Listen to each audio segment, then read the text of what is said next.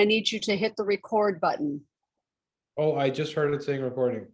Okay, got it. Thank you, sir. I apologize. Yeah, no problem. So that's why we're spending so much time on this, because a lot of people, keep in mind, anyone that was here last week or has watched any of our videos or podcasts, etc., already knows that when we're helping anybody, it's one thing to hear from you, here's what I have, here's what it feels like. It's another thing to actually solve the problem.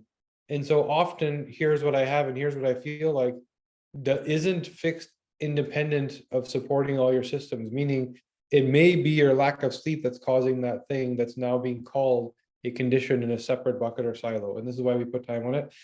The reason why we want to call out nutrition is because you're going to eat every day anyway. So this is one of the easiest, fastest things you can do. These two things are free biohacks, meaning you're going to sleep. Let's get it right. You're going to eat. It's already in your budget. You already take time for it. Let's get it right. And these two things can have a major impact in your outcome if you actually get it right. That's what we're going to do here today. So it looks like we've slowed down on people coming in. So let's jump in. So when it comes to sleep, anyone that's following along, you can open the mood and behavior section. So I know that there's a sleep section in your portal, and I know that there's a lot of great information there about circadian rhythm, etc. I want to give you some of the behind the scenes why we're saying those things. And those things come from mood and behavior. Those things come from the same neurochemicals we talked about last week. And again, we did touch on some of this last week for some of you that were there, but we'll go over it again. So if you go to mood and behavior, anyone that wants to follow along, we're going to start with the serotonin gene, 5-HTT-LPR. And I know there's 5 sections in your sleep report. I think there's circadian rhythms, there's stress, there's food, there's maybe metabolic health. There's a few things that may disrupt your sleep. I'm gonna think of it from three different buckets, which you may resonate with. So as opposed to trying to figure it out, it's more about how I feel. And how do I feel? I can't fall asleep. I'm lying there in bed struggling, and it's different every day. Some days I fall asleep right away. Some days it takes me an hour and I'm just thinking. I can't stay asleep. Very different problem. I fall asleep fine, but for some reason, halfway through the night, the quality changes. I sleep through the night, but when I wake up, I'm not rested. These are 3 very different things genetically, and these are more the feelings that you will resonate with, for which in your report, it will tell you what to do about each one of them. But I'm going to give you the background so that you can, again, teach you how to fish instead of giving you a piece of tilapia, right? So let's teach you how to fish. We're going to, in fact, let's start with the first one we said, which is I can't fall asleep. So the I can't fall asleep problem is really rooted in circadian rhythm, your brain's inability to know what time it is. And the interesting thing, which you heard last week, about the same gene that regulates your circadian rhythm, it also regulates your response in the context of mood and how much meaning you give things.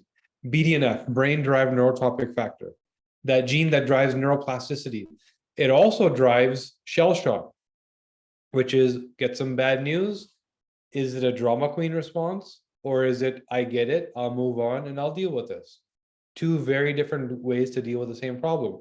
When your BDNF is dysregulated, a suboptimal, which means you either have, now make note of this, you either have the AA or AG BDNF, or you have the GG BDNF and the GGTPH. Remember we talked about last week how the GGTPH creates an epistatic phenomenon and turns the behavioral traits of the GG-BDNF off. So you still get the benefits of the neuroplasticity and the development of neural pathways, but you lose the mood benefits of being able to plow through things without experiencing shell shock, right? So now that combination, AGAA, bad BDNF, or good BDNF GG with the good TPH GG, those are the 2 profiles we're looking at. Now that person, in today's reality, again, all of this stuff is context-based. That might have been okay 200 years ago and anything prior to that where there wasn't so much ongoing stimulus, except for that one day where a dinosaur ate your grandpa and that was bad news, but then the rest of the year was probably pretty good, right? So now it's like every day there's a bunch of problems all the time, and there's too much of a burden for someone with this profile. That comes to bed with you in the context of shell shock. It's actually an innate power where your brain wants to resolve things. This profile drives people towards resolution versus the person that's not a big deal, I'll deal with it later, and they maybe never will deal with it. This person cannot do anything other than deal with it. It's very difficult for them to move on. That comes to bed with you, which is, I'm lying on my pillow at night and I'm saying, I wish I didn't say that. I wish I showed up 5 minutes earlier. Oh, I wish I didn't sign that deal. That ruminating. And that ruminating maintains your daytime hormones of cortisol and stress response, which signals to your body it's not time to sleep yet. Right? You're literally thinking yourself into not sleeping. On top of that, this same gene regulates your circadian rhythm in your clock, which means if you don't have all the right habits around managing your clock and circadian rhythm, which means waking up on time every day, getting sunlight or vitamin D, pausing a few times a day to breathe so that your body knows that some time has passed, you're now in another phase, slowing down in the evening and getting away from work and stress and walking, stretching, sauning. It is very structured daily routine. And you'll often find that people with this profile need their structured day or they get frustrated. And it's not that they get frustrated because they lost the structure, it's because it breaks their circadian rhythm and they can't sleep, they can't eat on time. These are the types of things that happen. So these are the two things that are coming out of these profiles, the two profiles of the bad BDNF or the good BDNF with the good TPH, which turns it off. And all of a sudden, I can't fall asleep at night. So a very specific problem. So the solution isn't necessarily give me some sleeping pills or melatonin. It's more, let's regulate the circadian rhythm and let's upregulate BDNF. And that starts from the minute you wake up, like we said, with a daytime routine, with sunlight, with a structured day that has different segments of the day as opposed to a monotone, like I'm just sitting there doing one thing all day and my body doesn't know what time it is, right? You need to very purposely take breaks, ideally at the same time every day. You know, think about that 90-year-old guy that never missed a day of work that has a structure. That's what you need, right? So the other thing is, as you get into the evening, it's very important to provide yourself that sleep hygiene, which means I now need to get into a different state. And if I'm sleeping at 11 p.m., I may need to start at 6 p.m., signaling to my body that that time is coming, which means there's no more stress, there's no more emails, you know, all those sorts of things. And if there are, it's not me fighting online with somebody or dealing with a big problem. It's more me scheduling it for tomorrow, right? And it's sauna, it's light, low intensity, long duration exercise like walking or yoga. These are the things that boost BDNF and allow you to fall asleep. It's dimming the lights. We have these beautiful homes with pot lights that are architecturally wonderful, but they're not good for your circadian rhythm and clock. So you want to dim them. In fact, even put on a candle. It's important to understand our ancestral context and what our ancestors did. Cave people, picture a cave person, which is truly what our genetics is wired for, those habits, would be in a cave in the dark with fire. That was your evening. From the moment it got dark, the signal of that amber glow of fire still to today is what our brain is waiting for to bind the melatonin that we made during the day. Melatonin being that neurochemical that puts you to sleep. So our brains are still waiting for the amber glow of fire.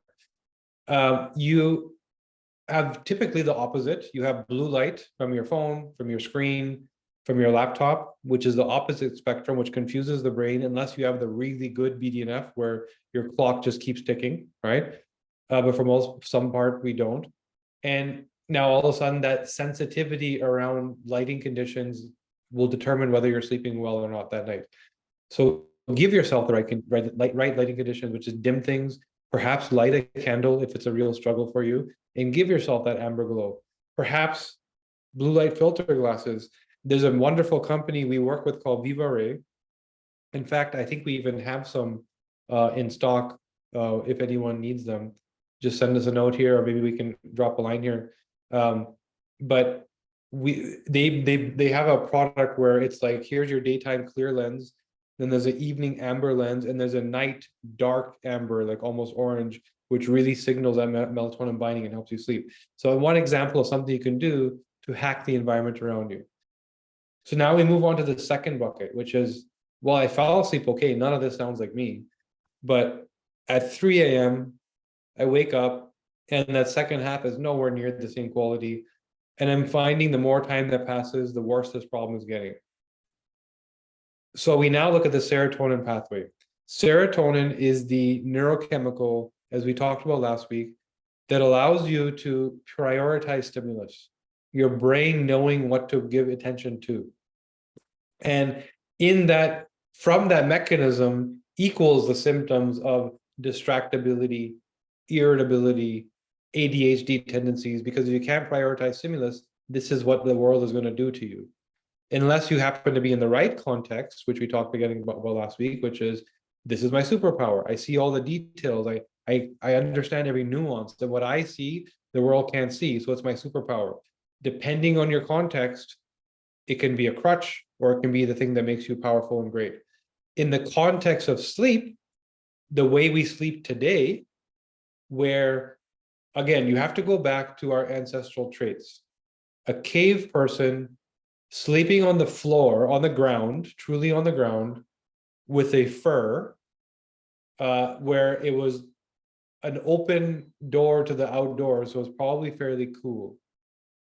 That person is grounded with the earth, truly like connected to the earth for 8 hours while they're detoxifying in their sleep.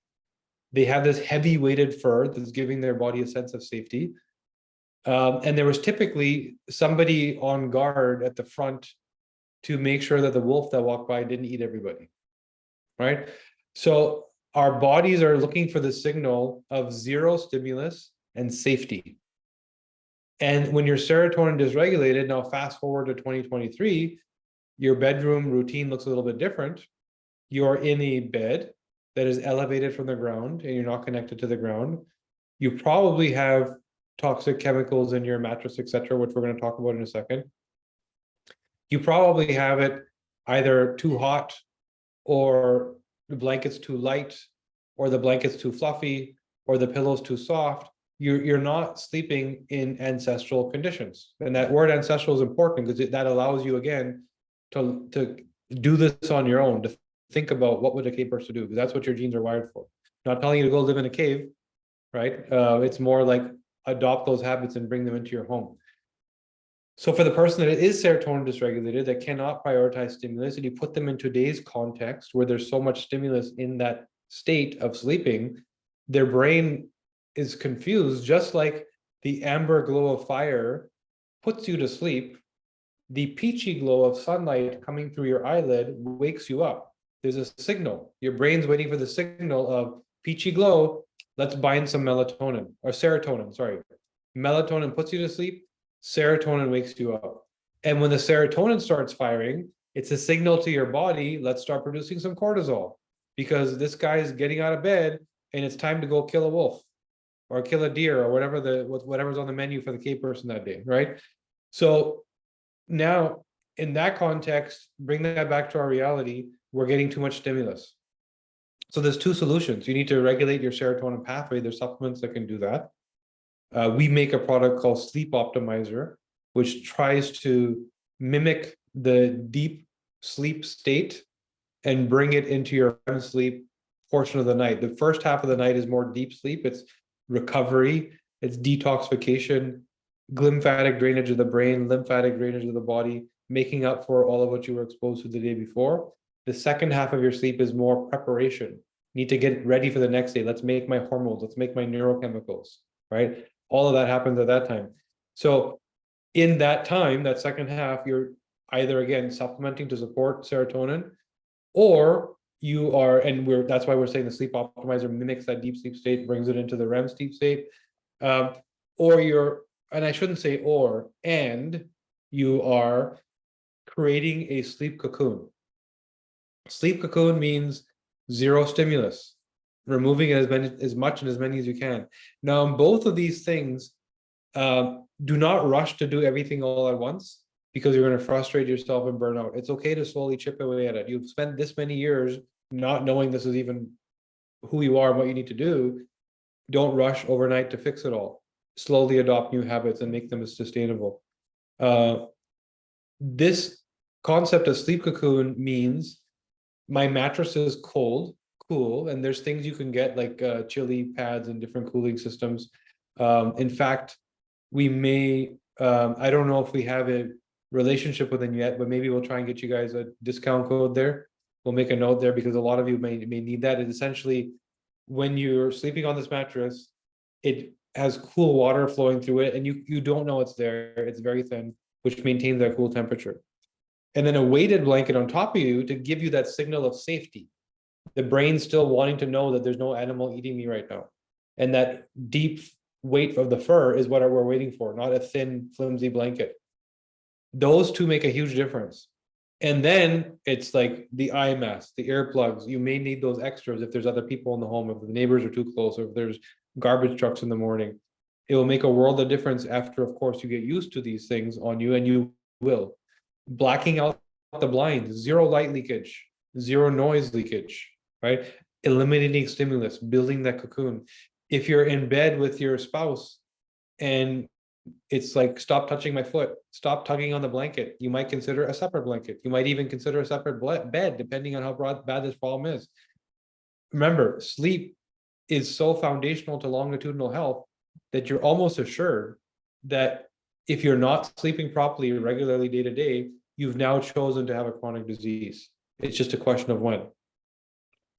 From cardiovascular to cancer to loss of libido to weight gain and obesity, all of these things, by the way, come from lack of sleep. Now, that's not the sole reason, but these are things that could come out of you not sleeping properly. So the importance of having your sleep cocoon, even if that means potentially a separate mattress or a separate blanket, you should do it. And I can tell you that this is suggesting a separate blanket is one of the tools that's been used to heal people in our client data, in our clinical database, just so you know. So that's now, how do I deal with this? I can't get the quality in the second half that I got in the first half. Now, the third bucket, I don't think we touched on last week, which is I sleep through the night, but then when I wake up, I'm not really rested. I don't know what happened. I got 8 hours, but I still feel groggy and like I can't get out of bed and I want to keep going. So you again have to think about this in today's context. What is today's context? The most toxic environment that humans have ever lived in terms of chemical exposure, toxic food, pesticides, plastics, whether it's airborne, in your water, you are constantly bombarded with inflammatory toxic insults. The detox systems we have were designed to detoxify our ancestors' total load. Your total load is very different. So in short, you're not equipped for the reality you live in. Even people here, so if you have the worst genetics in the detox pathway, it's bad news. But again, there's nothing we're saying here today that we can't work on and tell you what to do. I'm just saying it's worse news than for someone that has a good genetics, but even if you have the good, today's context is such a burden that you still need to do something about it. And you'll still find people that say, I didn't sleep well through the night. So what's going on? You're sleeping on a mattress that, depending where you live, may have regulatory requirements to spray with a fire retardant. Places like California have very strict regulations around the need and requirement for all mattress manufacturers to spray heavy duty fire retardants on mattresses, which you're now breathing in for 8 hours, 7 hours at a time on a day-to-day basis. How many of us choose to buy a memory foam mattress because we think this sounds comfortable? It's a nice, feature to this mattress, which makes it a little better for my sleep. Meanwhile, every time you roll over, you're popping little gas bubbles that are off-gassing that you're breathing for 7-8 hours a night. And it can take years for you to get through all of those gas bubbles before you finally breathe them all in. How many of us don't understand the pillow that we're sleeping on or the detergent that we're using for our sheets and pillows? That again, the key thing to consider here is that it's a 7 to 8 hour exposure. It's very different than, I cleaned my chair with this chemical and I sat on it for 10 minutes during this phone call. You're lying there, breathing this stuff in for 7 or 8 hours straight in one location. How many other parts of your day look like that? Right? This is why it's such a problem. And not only that, you're doing it at the exact time when your body is going into a state where it's trying to recover. So that first half of your sleep, your body's trying to get rid of all the toxic insults that you took in the day before. And it's busy with all these glutathione and glucuronidation and, antioxidative type activities. And we're going to, by the way, do an entire call just about detox, inflammation, and immunity. I think it might be not the next call, but the one after. In fact, no, it might be the next call, sorry.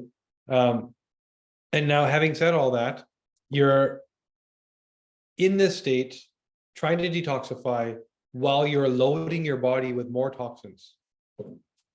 This is why some people on a day-to-day basis will say, I don't get it. I slept 8 hours, but I'm still so tired. I don't feel recovered. This may be your why. And you need to look at the detox systems, which we're going to look at next week.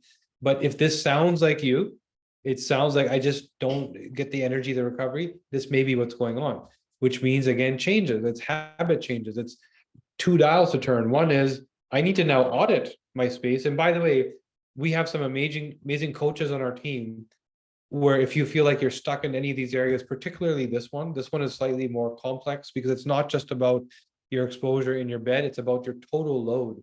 Remember, your body does have a detox system. Your body does have an anti-inflammatory system, which can handle a certain amount of insult every day without you ever getting sick.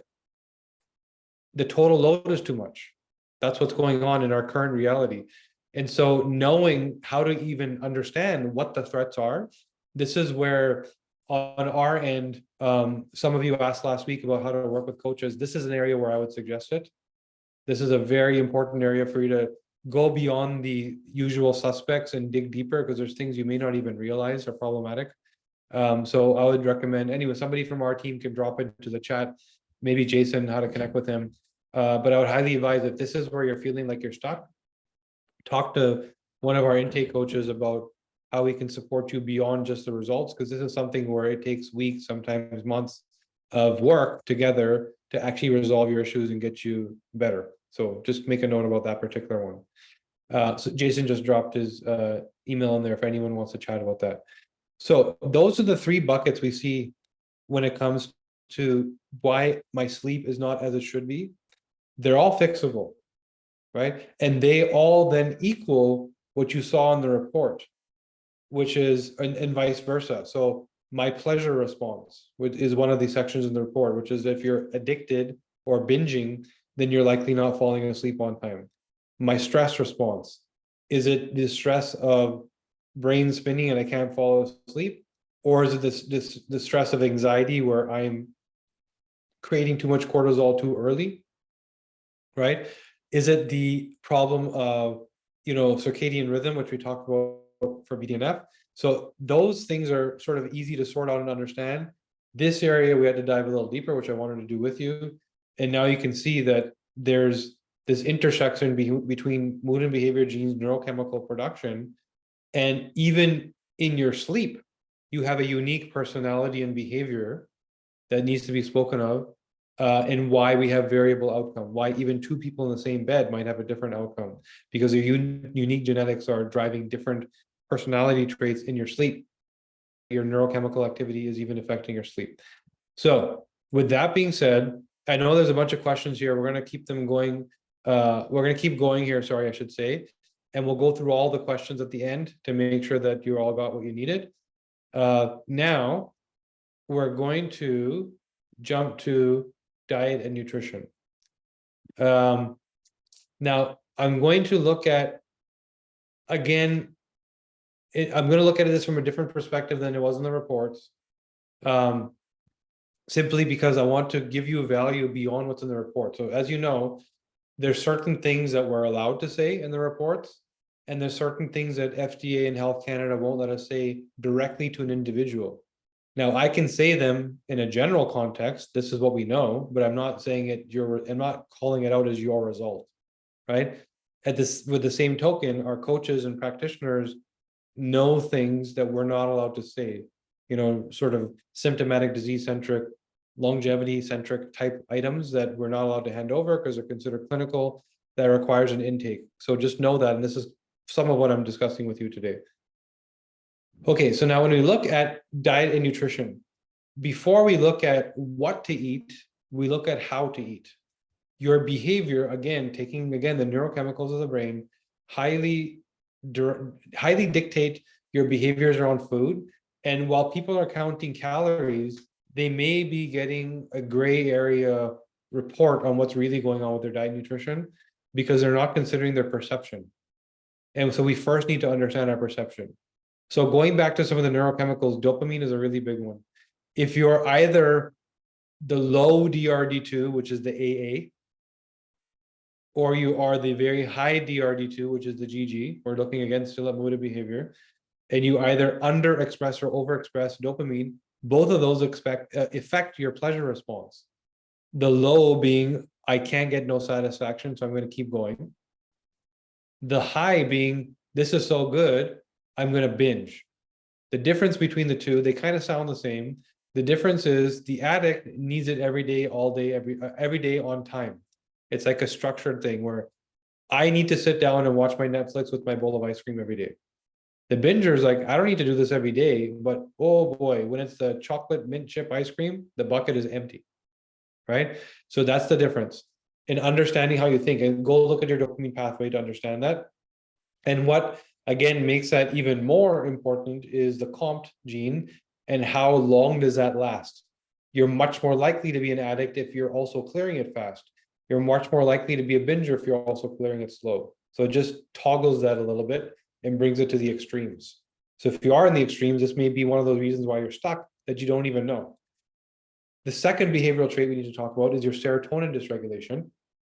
So for those of you that are either LS or SS for the 5-HTT-LPR gene, know that because your brain is challenged prioritizing stimulus, and because that may affect your mood, and because serotonin is known to be this anxiety, depression type neurochemical, you don't feel that way because serotonin dysregulation causes anxiety.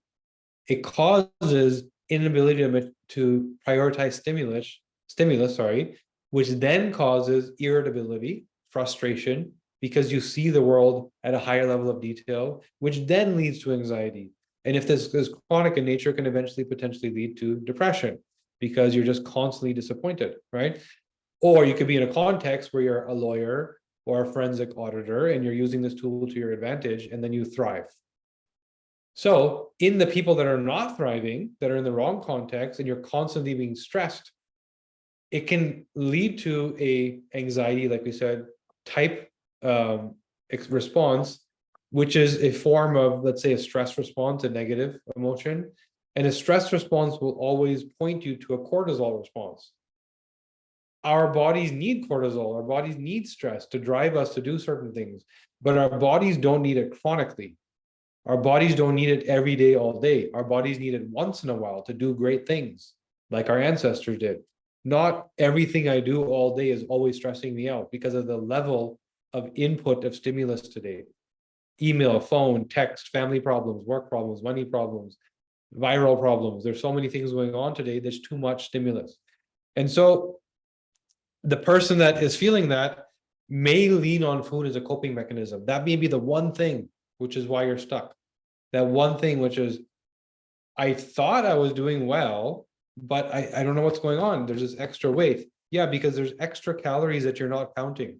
Your body literally perceives that hunger is real and creates it for you to make you happy, to get you out of the stress response. And if you are a busy doctor who's working in the ER, who's constantly stressed, then you may be eating the soul foods a little too much to get out of that stress. And that's why you're able to cope. So you need a different coping mechanism. You need to put on a YouTube video every once in a while, right? You need to do something that gives you that happy pleasure response without adding something you don't want into your system. So now, looking at other areas of your cognition around diet, the FTO and MC4R genes, I think they should be in the summary or behavioral section. So make note here that in the FTO gene, the ideal version is TT, and the bad version is AA. And the MC4R gene, the good version is TT, and the bad version is CC. So for both of them, the good version is TT, and whatever the other letters are the bad version, right? So TT is what you want. So look that up in your reports. And now FTO is a signaler from the gut to the brain of satiety, of the gut. So your stomach has to tell your brain when it's full, and there's systems to do that. And the FTO gene is the tool that's used to send that signal. If you're AT or TT, not the TT, if you're otherwise, then you don't have a good version of that gene, which means communication is a little broken, which means it takes a little longer for your gut to tell your brain that you're full, which means you're probably at the pot at the stove, scraping at the bottom of the pot, taking a second helping, maybe a third helping, maybe a buffet is your kryptonite, maybe Christmas weekend is a disaster every year, not because you are an overeater, not because you have a behavioral issue, it's because your gut is challenged knowing when it's done. And so all of a sudden, you're stuck in the state of, I think I'm still hungry. That was a lot of food, but I think I'm still hungry, because you truly are not hungry, but empty. Two very different things. There's a feeling of hunger and there's a feeling of being empty. Anyone here that's done, a long fast knows that eventually the hunger is gone. It's just this feeling of emptiness. And that's what you're feeling. It's a lack of satiety. It's not that you're still hungry. It's that you haven't got the signal of feeling full. And you have to know what the difference is between hunger and satiety, fullness. Those are two very different things. You also have to plate your food. You have to understand that if you're not doing well here, a visual representation of total calorie consumption for that meal needs to be made. You need to know what your plate should look like. And again, it's different for all of us here. This is why, on our team, Justin does a brilliant job of nutrition coaching. If anybody wants help and support here, I call this out because this is an area where people typically do want support when it comes to nutrition and eating for their genome. And it's not a simple answer of, don't eat broccoli, eat more cauliflower. It's much more complex than that. And we can dive a lot deeper if needed. So just, Jason's email is already there. If anybody wants to get deep into meal planning, connect with Jason and we'll talk to you about that. You can have a lot of fun with that, in fact. And let's see if we can, and there's Justin's email, by the way, if you want to hear from him, how the plans work and how we can work with you. So that's where, again, going back to the FTO gene, that aha moment of that's why I can never get full. That's why I overeat every single day, no matter how hard I try. That's why I'm always going for seconds and thirds every day, right? It's those extra calories. Now, there's another gene that also causes you to overeat, but in a different way. The MC4R gene, we said TT is the good version, and CT or CC is not the best version. We're now not talking of satisfaction of the gut, but we're talking of satisfaction of the palate. There's some people that know they're full, right? I'm good, I've eaten enough, but can I have a cookie? Where's that bag of Doritos, right? It's like, I'm done with my meal, but I still need that wow factor. I need that sizzle, not so much the steak. And that's actually, it's a unique trait and survival mechanism that forces people to seek out variety to get more nutrition. Because keep in mind, our reality today of open the fridge and pantry and we're overloaded with food versus I live in the forest and it's very hard to find my food every day. Those are two very different realities. And some of us are still receiving genetic and sort of lottery from our ancestors, or our predecessors. And that lottery is saying you need more variety to seek out more nutrition. Now, again, bring that to your pantry, and that means not only am I eating my dinner, but I'm also eating the nuts and the cookies and the chips and the chocolate, and I might even have a coffee and then go back to the chips again. That lack of satiety. So the good news here is if you find out that that's the actual problem, you know exactly what to fix. It's not a total calorie problem. It's a satiety problem, which means create the satiety. Here's my meal. I know what I want to eat, but I also need to create satisfaction. It's very important for me. And how do you create satisfaction? Well, the MC4R gene is forcing your palate to seek variety, salty, crunchy, soupy, nutty, all of the textures and all of the flavors, because the more of those you get, the more variety you receive, which means the more variety nutrition. So create that for yourself. You're sitting there with your meal, make sure you have, after you're done, something sour, something sweet, and all within the world of what's good, meaning a piece of dark chocolate, maybe a piece of a nice cheese, maybe a piece of fruit, so that variety and flavor and texture. And the more of that you do, the more you hack the MC4R gene and give yourself the satiety you need and no longer need to snack.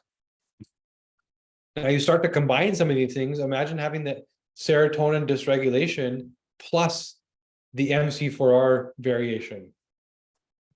Major problem when it comes to extra calorie intake and snacking, right? Imagine having the FTO dysregulation, which is I don't know when I'm full, plus the binging. Major problem if you combine those two. So you can start to see how these puzzle pieces fit together and describe where your problem is coming from and know exactly what you need to fix. Now we're going to continue on. We've talked about, sort of how your brain will drive outcomes. Now let's talk about the actual food itself. So the first thing we usually look at is the macros. What do you metabolize efficiently? And these are the big questions that normally people are asking themselves. Should I be keto? Should I be carnivore? Should I be vegan? Do I need to worry about low carb? These are the four big ones. There's other questions to ask, certainly, but those are the four big ones which come up in most conversations. And this is usually what people are juggling. So how do you know what to do? Well, let's start with the fats. ApoA2, which again is in the diet section, will tell you how efficiently you metabolize fats. And if you have the AA version, you plow through fat highly efficiently. If you have the GG or AG version, you don't do so well with saturated fats. And so there's two options here. If you have the AA version, you probably will thrive on a keto diet, and you probably can use it ongoing longitudinally. Same thing with a carnivore diet. Now, if you have the AG or GG where you're not doing well, I would argue that you could still use the keto or carnivore diet as a therapeutic tool temporarily, because getting into ketosis is good for anyone. Staying in a high-fat diet is where the question comes up. So now, if you are that person that has the AG or GG, you could use this diet as a therapeutic tool. Keto heals, carnivore heals. Do you then use it ongoing or short time? That ongoing question is, you don't want to go past 4 or 5 weeks. Once you get into the 5th, 6th week, 7th week, it becomes, I don't feel so good anymore. My brain's a little sluggish. I don't have energy, because you do not efficiently use fat as fuel, and that is your primary fuel source. So switch it up. Go paleo for a couple of weeks. Go just general Mediterranean for a couple of weeks, and let your body rest, and then come back to the carnivore or keto. And the older you are, the bigger those rest periods should be. Just because the metabolic reset that happens takes longer because your metabolism is slowed down. Now you look at, well, what about carbs and starches? Do I need to worry about that? Well, there's a combination of AMY and TCF7L2. So the AMY1 gene, the TT is the good version, the AA is the not so good version. TCF7L2 The GG is a good version, and the TT is the no good version. So this first step is to look at AMY and to understand how efficiently do I convert starches or carbohydrates into fuel, into sugar. This process we call hydrolysis, taking a carb and turning it into the fuel that your body actually needs, which is glucose. If your AMY one is off and it's not the TT, it's the AT or AA, you're not doing so well there. And so you probably want to reduce the carb profile of your meals. If it's AA, you want to eliminate. Now, if you look at the TCF7L2 and you combine that, that's the gene that determines your insulin response. And if your insulin response is off, where that gene is either a GT or a TT, GG is the best version, but if it's a GT or a TT, then you know you're not only not metabolizing starches efficiently and turning it into fuel well, which is a load on the metabolic system, which can lead to things like insulin resistance, diabetes, cardiovascular disease, and overall poor cellular health because your metabolic health is being a burden. If you combine that with a bad insulin response and insulin resistance in your TCF7L2 gene, it's even more so a problem. And it's not so much, I want to stay away from carbs, you're not eating them. So if your AMY1 is off and your TCF7L2 is off, you do not eat carbs and starches. You are carnivore. You are paleo if you need to be. You are something without the starch, no rice, no bread, no pasta. Now, the good news is today, there are so many alternatives that it's no longer a question of I don't do this. It's more like I replace this, right?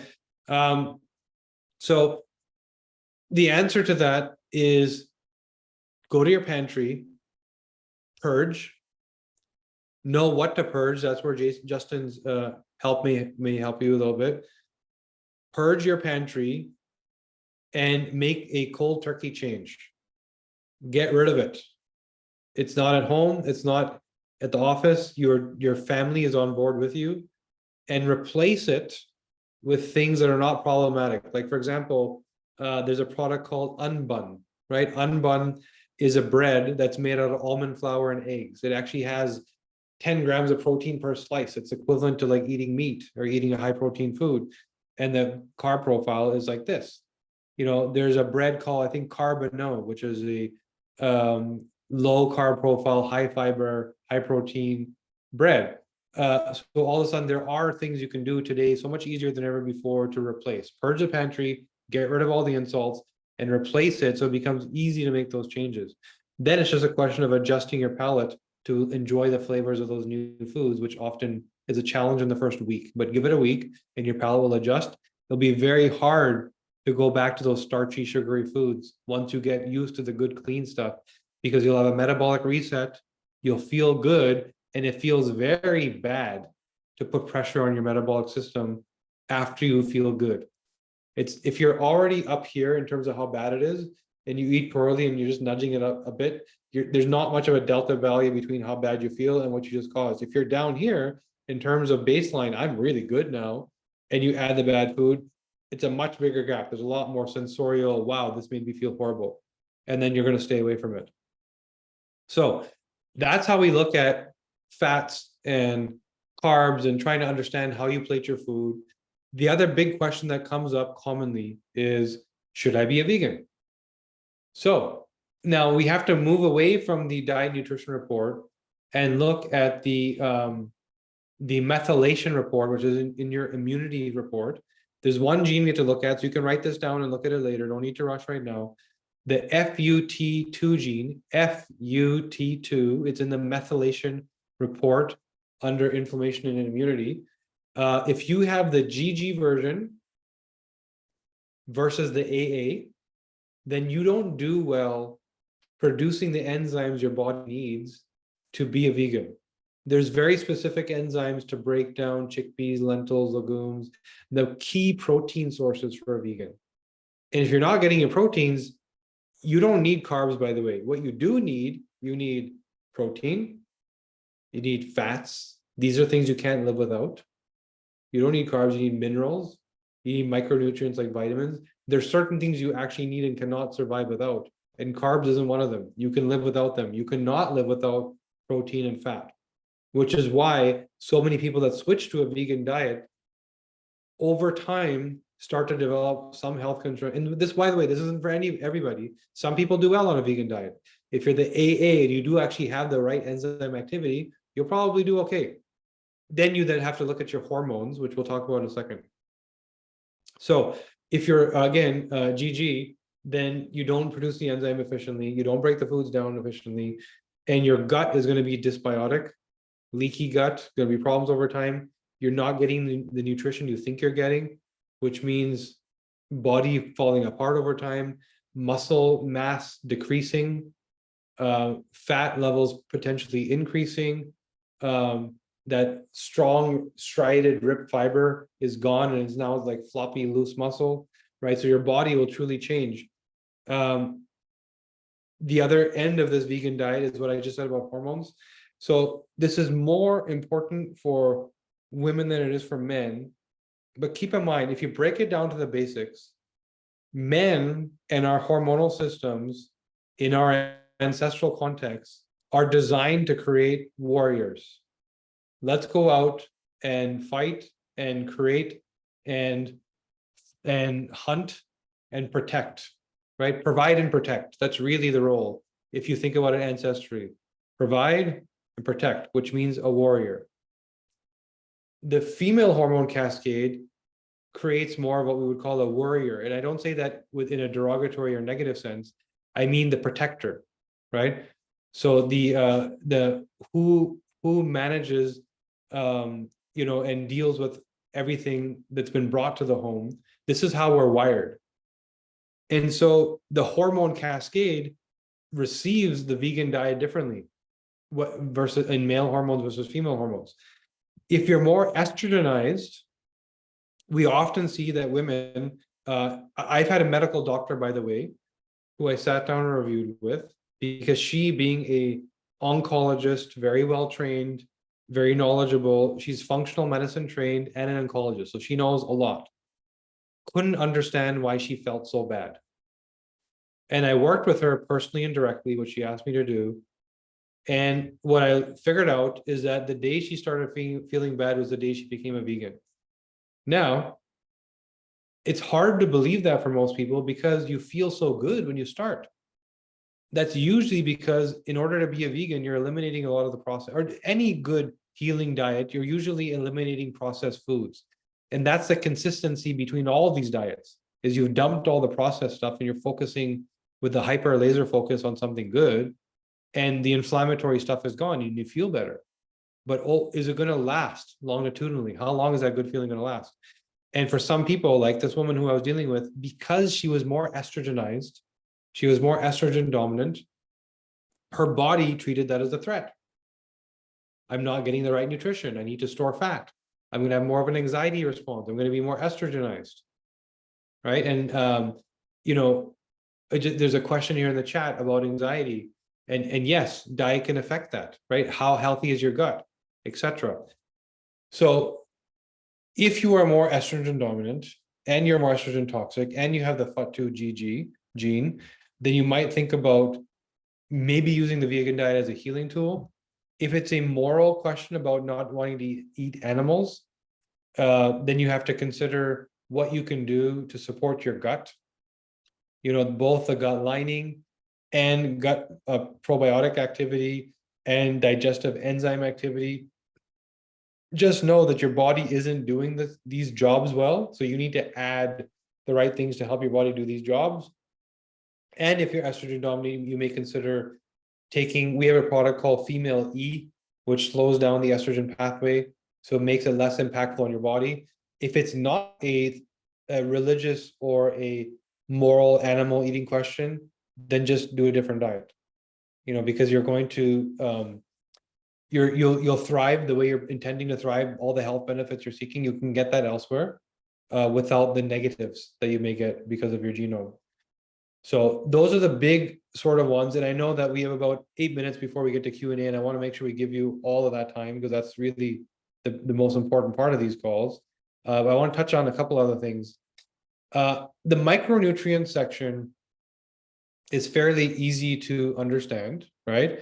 It's I don't metabolize vitamin C well, or I do metabolize it well. I don't metabolize zinc well, or I do metabolize it well. So I need zinc, and here's how much I need. The area where we need to focus is the vitamin D cascade. And in the vitamin D cascade, we look at three genes: CYP2R1, GC, and VDR. And vitamin D is the only micronutrient that has this complex of a metabolic pathway for very good reason, because again, take the context of our ancestors were outside all day in the sun and they got far too much vitamin D. And so we developed the ability to mitigate that. Versus I am indoors all day and sometimes multiple days in a row, and I don't get enough vitamin D.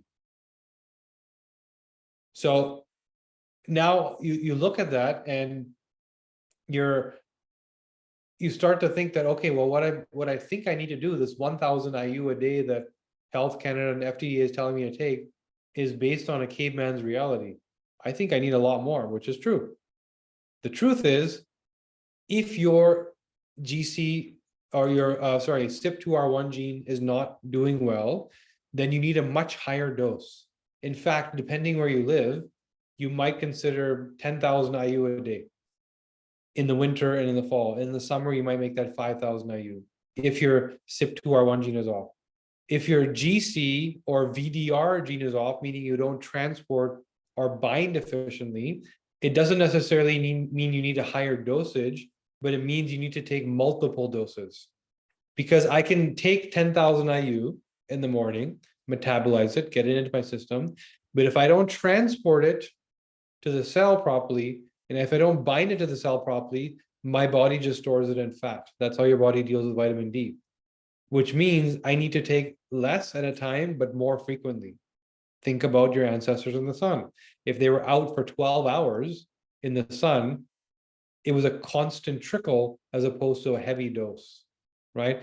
So now you start to look at that cascade and you understand that you can self-interpret what to do there.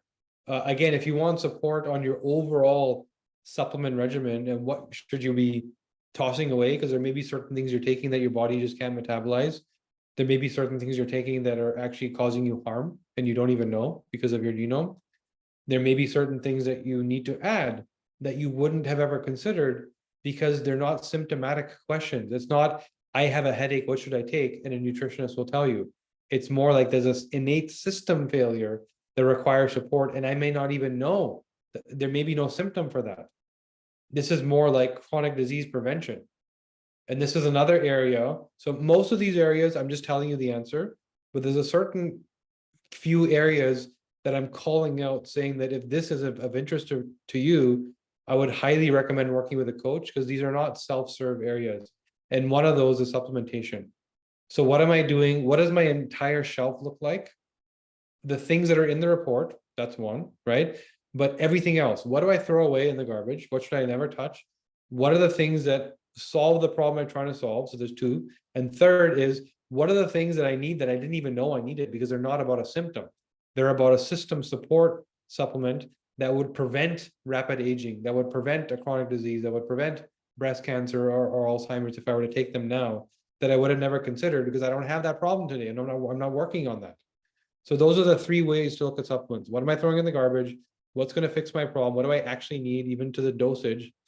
And what do I not know that I need that is going to deal with some future problem and prevent it because my genome is calling for this micronutrient because I don't metabolize it properly, or maybe a very specific version of the micronutrient I need and I'm not taking it. So if that's the question, highly, highly, highly recommend you work with a coach because this is a realm that's very hard to navigate. There's so much out there. And especially that third bucket of, I don't know what I need that's not symptomatic that might help me prevent something in the future. That requires a deep analysis and coaching. That's one of the things that we are not allowed to just directly hand over in our reports. And so we don't, unless you're intaken as a patient. So now, with the couple minutes left, there's one more thing I wanted to touch on. One sec here. Just going to a different section.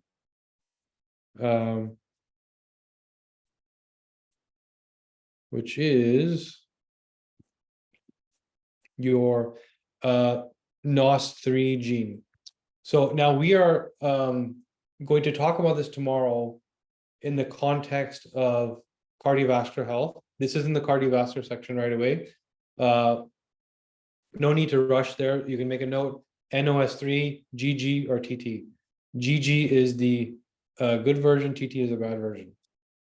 So we all need nitric oxide and it comes from our food, right? So in your diet and nutrition, you really need, if your NOS3 gene is off, you really need to think about nitric oxide boosting foods and make sure they are in your diet.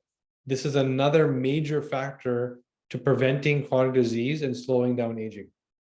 And there's things like beets and other foods, and they're easy to find, or you can work with somebody from our team to dive deeper and build you a plan.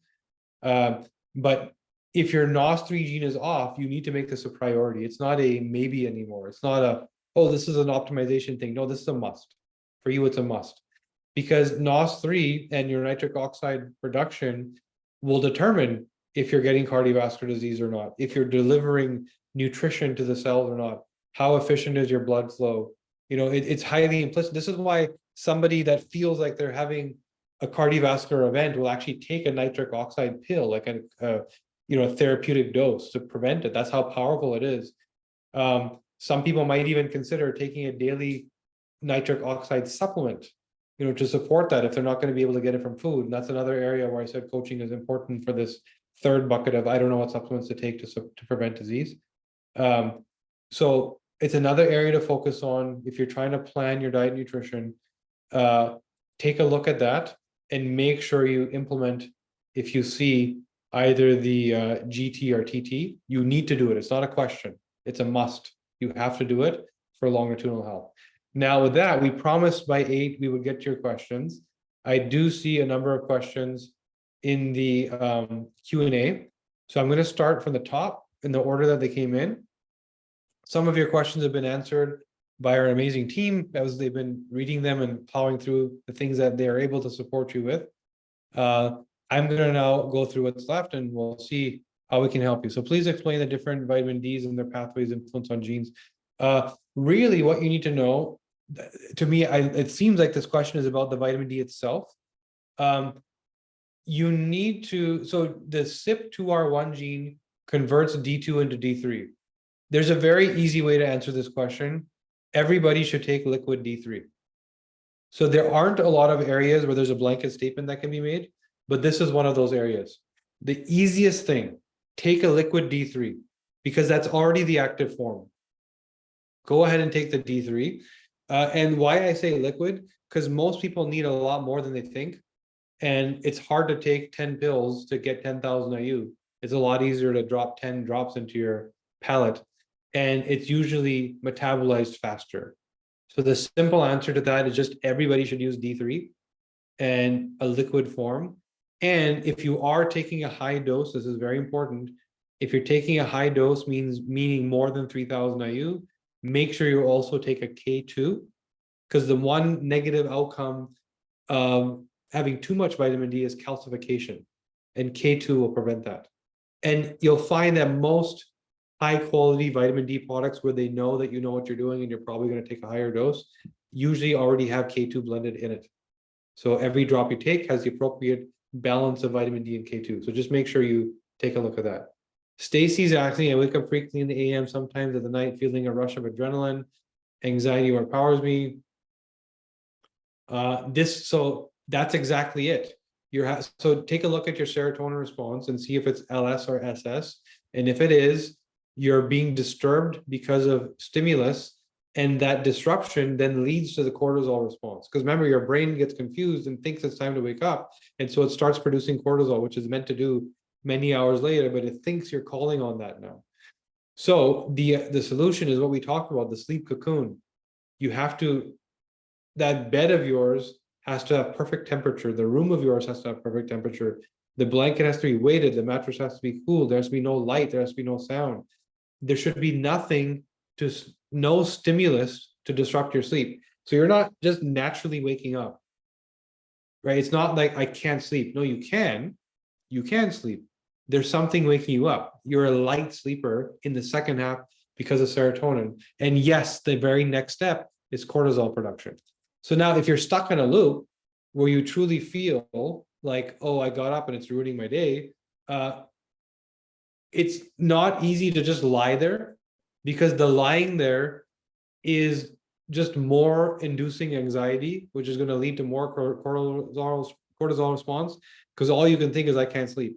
So instead, forget about the sleep for a second, wake up, go ahead, get out of bed, sit on the edge of your bed, and just do a deep breathing exercise to signal, provide a different signal, right? Right now you have the signal of, I'm up and there's cortisol. Provide a different signal, sit on the edge of your bed and just tilt your head down a little bit and go deep in through your nose and out through your mouth. Do that for a minute and you'll bring yourself into a parasympathetic state, the opposite of a stress-induced cortisol state. Then try going back to sleep. Doesn't work, do it again, right? 1 or 2 rounds of that should signal to your brain, no, I'm not ready to get up yet. I'm still in the parasympathetic. Cheng is asking, you talked about saunas. Yes, we did. Do steam baths give the same results? I don't think so. It's not the same as sauna. Pre-active data, DA3 is, what is the test for hydrogen peroxide? One of my genes tells me, does it mean the results kind of moderate? Okay, so pre-activated D3, yes. Hydrogen peroxide, there's a lot of doctors that won't test for this. It's not understood why they should, so they don't use it as a tool. You really should look at the combination of the GPX and the SOD2 gene, which we're going to talk about next week. So just to make sure we don't take away everyone's time when it comes to diet, nutrition, and sleep, we will bring this question up next week when we are dealing with cellular health. And we probably will already answer the question for you anyway in our presentation. So this is a next week question.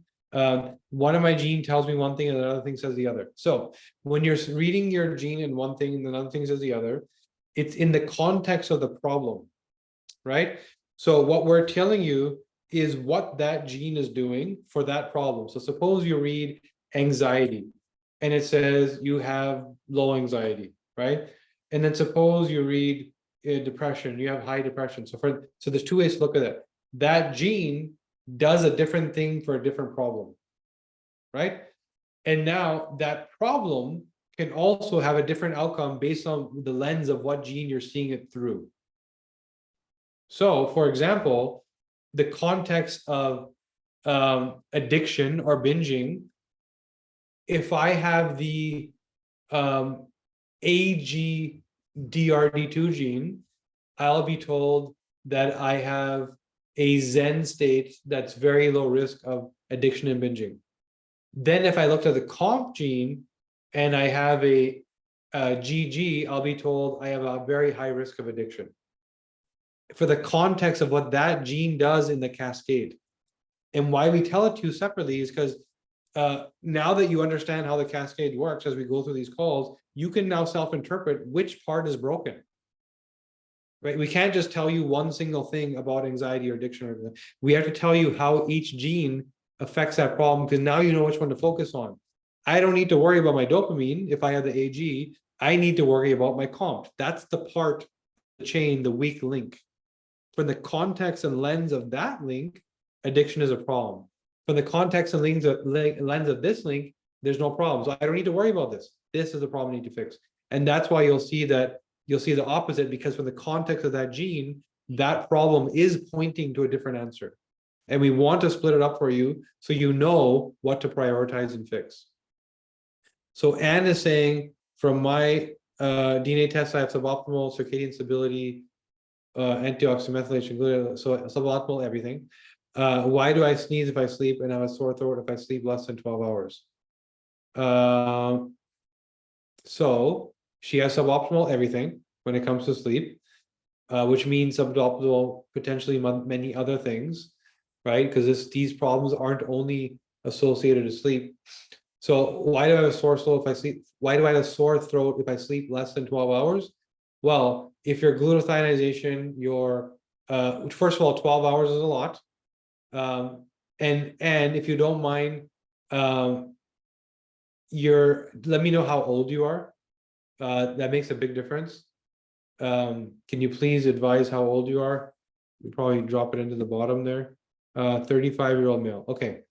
So 35, so 30 is around that age is when you start to really experience a serotonin problem more aggressively.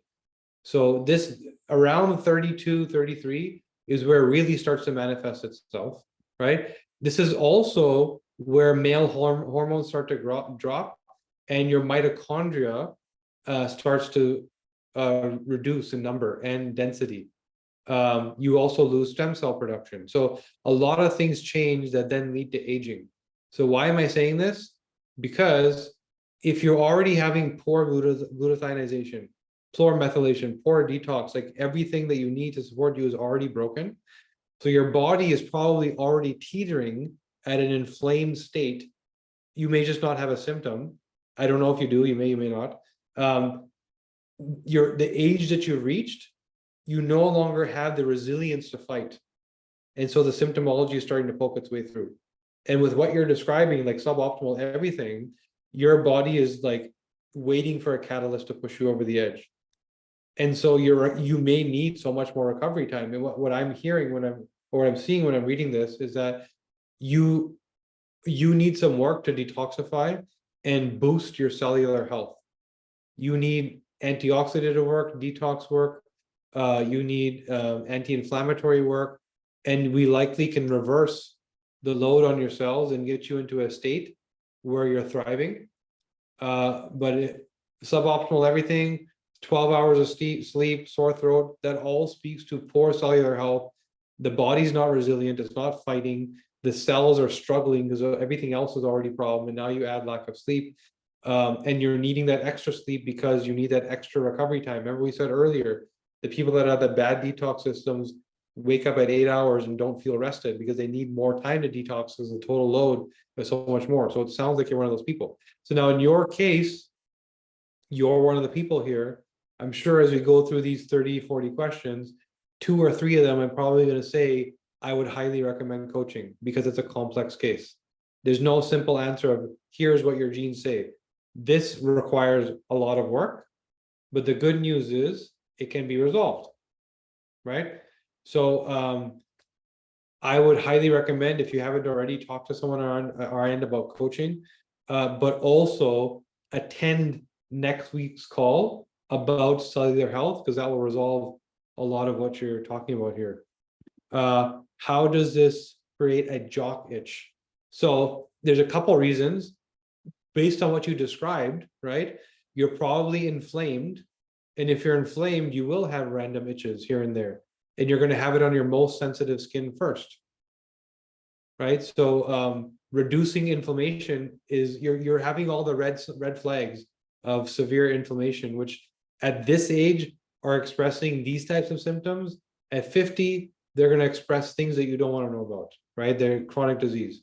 So you are now at this point where you, at your age, are at a crossroads of, I can now do work to make sure I never get sick, or I can do no work and I was just told that I'm almost guaranteed to get sick.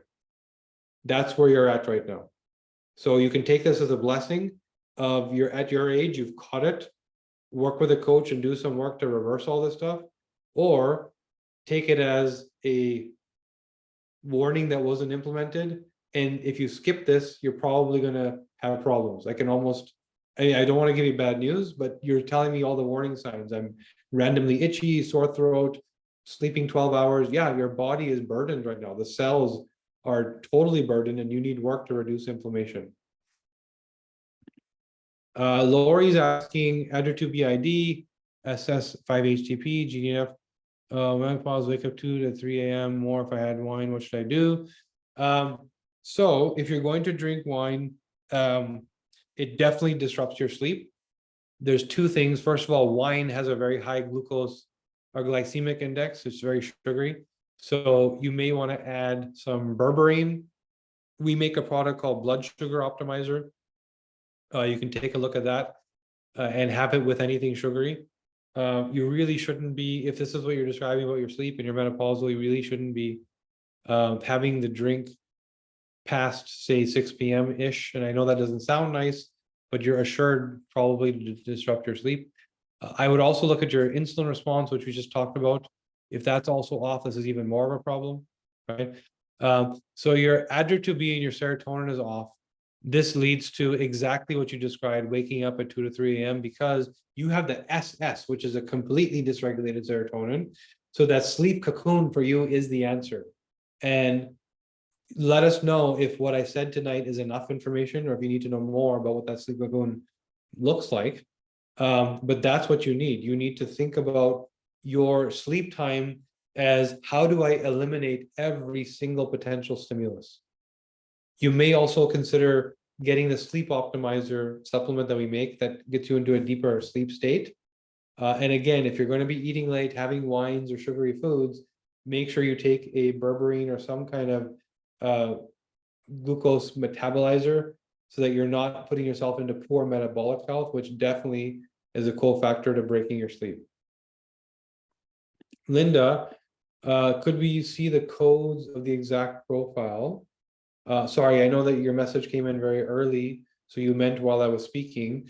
I think what we're going to do, by the way, because many people have asked, we'll just make an improvement on our end, where we'll kind of share our screen with what we're talking about. So we'll try and do that later. We'll build some slides around the various versions of the genes. So we'll get that going soon. But I hope you were able to make notes on what we discussed there in your reports. Very confused about the pillows. So what I said about the pillows is a couple of things. Ideal firmness. So some people, again, if you have that serotonin dysregulation, if your head is falling too far back, or if it's compressed too far into your throat, that's enough to break your sleep if your serotonin dysregulated. If your pillow is made out of foam, or if your bed sheets have been washed in toxic detergent, that's enough of a toxic exposure to disrupt your sleep. If you have a rough, itchy pillowcase, or if your pillowcase is not aligned with your pillow, all of these little irritable things you want to remove. Any stimulus or irritable attribute you want to remove, because those are the things that keep waking you up if you are serotonin dysregulated. And the chemical exposure is if your detox dysregulated, which we're going to talk about next week. I have so Agnes has a sleep apnea machine and wakes me up. Is there anything I can do? You said earplugs. You get used to them. And it wakes me up when I turn. Okay, so the one thing you could do, Agnes, is to get yourself into a deeper sleep state so that you're not even noticing the problem. And that is more melatonin, right? So melatonin is that hormone that puts you to sleep. And if you want it to be really powerful, get some liposomal melatonin. So regular melatonin and our sleep optimizer product will help you get into a deeper sleep state. Liposomal is in your mouth and goes directly into your bloodstream under your tongue. And so it's very potent and works very quickly, like within minutes. So that's the one thing you could do, is get yourself into a deeper sleep state by adding a lot of melatonin. And if it's a liposomal, then you'll have this quick hit that gets you there quick, and it's more potent. The other answer is GABA and other L-theanine type products that get you into a deep sleep state. That's what we use in our sleep optimizer. There's other products out there you can get that have GABA type things in them. The other thing I would say is make sure your daytime is structured, that you're waking up at the same time, ideally, and you're getting sunlight early, because that will start your clock. And if your clock is started properly, it's much easier for your clock to stop on time and allow you to bind melatonin. The last thing I would say is avoid stress or work 3 hours before bed, because you don't want to bring cortisol into your bed. You want enough time to get out of the cortisol state. And in fact, add some stretching, add some yoga, add some walking, signal to your body stress relief, and get out of the stress state. And don't bring cortisol into the last 3 hours of the night. to disrupt your sleep. Rita's asking, what are some common reasons for waking up at 3 a.m.? So we discussed that. I think Rita's question came in prior to us talking about that. By the way, good to see you, Rita. It's been a while. Catherine saying, should we sleep with a fan to both the chemicals away from us? Should we sleep with a fan to push, I guess, the chemicals away from us? A fan will circulate air in the room. So if there's chemicals in your room, you're going to breathe them anyway. It's more about removing and detoxifying. So whatever the source of the chemicals is, get rid of it. We're talking about your long-term health, right? So if you know now that you're sleeping on something toxic that's making you sick, get rid of it. Take something else out of your lifestyle, move budget from here to here, save up for whatever time it takes, and replace it with something organic. There are organic mattresses, by the way, out there. There are organic pillows. They're made out of pure rubber from the rubber tree. That's just a natural product with zero toxins. There's some that are made out of like horse hairs and animal hairs that are, again, very non-toxic. So the fan will just blow chemicals around and you'll end up breathing them anyway. It's more like remove the toxins and add detox support. NAC, glycine, alpha lipoic acid. We make a product called Detox Optimizer. Add the detox support and support your body's ability to detoxify these threats. Anne asks again, I don't see a DNA associated with deeper sleep states, lucid dreams. Not that there's a gene associated, but if you do all of this stuff right, you'll automatically get there. So that is the natural sleep we're supposed to have. It's supposed to be deep and intense. You should be having vivid dreams. If you're not sleeping well enough. By the way, our sleep optimizer, I don't use it every day, but I'll take it intermittently if suppose I've been traveling or I did something to disrupt my sleep, so I want to make up and have good quality sleep. I'll take the sleep optimizer. And when I take it, I do have these deep, intense, vivid dreams. And so I would recommend that. Maybe you can try that. So this overarching answer of take all of what we said today and fix your sleep, but also support with supplementation. And if you take the sleep optimizer, you'll likely feel that feeling. By the way, I think it was Agnes who had the last question. One thing I forgot to mention was magnesium. Add some magnesium threonate. Again, also right before going to sleep, because it will relax everything and allow you to have a deeper sleep. Anonymous is asking, for many months, conscious sleep is connected with what my health problem is. 1 hour maximum. Wow. So this is an area where I would recommend coaching. What you're describing, 1 hour maximum of sleep. First of all, this is an emergency. I would consider this an acute emergency that needs help. And I would say that getting up to pee constantly often can be a insulin issue, right? So it's like a metabolic health issue. What are you eating and what time are you eating it? But this is an area where I would highly, highly, highly recommend you work with somebody on our coaching side. Maybe Jason, you can drop your email in there again, just so everybody sees it. It was up there earlier, but just take another look. You need support here. 1 hour of night, 1 hour per night. First of all, it's not only what is the answer, you need to work on this immediately. This is an emergency. So connect with Jason there and we'll get you going. This needs work, and I would highly recommend coaching. There's no single answer to give you on this call, but I can tell you that we've worked with some celebrities who have a similar problem and we've been able to help them. I'm in fact working with a celebrity right now who's been to every doctor, done everything, and has a very similar problem. He actually had a brain injury, so he has trouble sleeping more than 2 hours a night, and we're fixing that slowly. So I would take a look at that. Email Jason, his name is in the chat, and we need to talk to you clinically about that.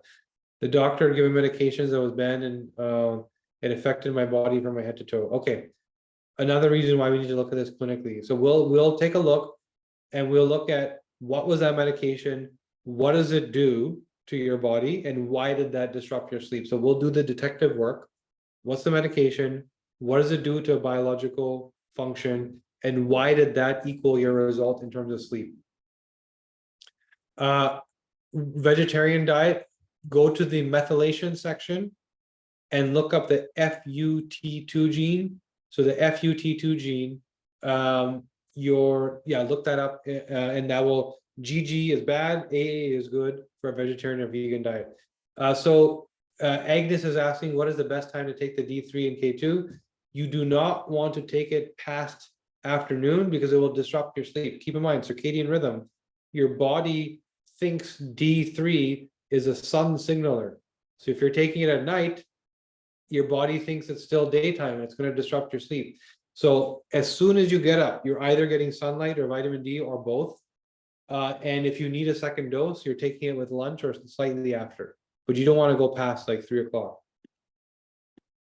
Tracy's asking, perimenopause affected my length of sleep. I don't have hot flashes. Advise me to, likely won't recommend hormone replacement.